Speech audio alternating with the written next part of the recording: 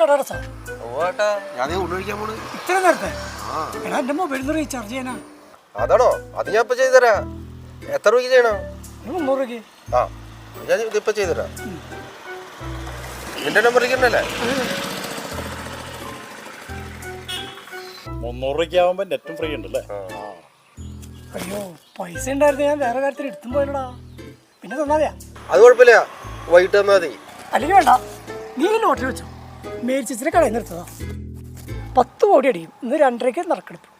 ദിജുഷേ വെച്ചോ, എങ്ങനെ അടിച്ചാലോ 10 കോടി ഉണ്ടോ? ചേട്ടാ എനിക്ക് വേണ്ട, ചേട്ടൻ തന്നെ വെച്ചോ. എനിക്ക് വൈകിട്ട് കാശ് തന്നാ. ദിജുഷേ ആളെ ഐശ്വര്യമായിട്ട് തന്നതല്ലേ, 10 കോടി രൂപയാണ്. നിനക്കടിക്കും. എന്നാ പിന്നെ എന്തെങ്കിലും എടാ പീയൂഷേ, നിനക്കടാ 1ാം സമ്മാനം അടിച്ചേക്കണേ. ശരിക്കും 10 കോടി രൂപ?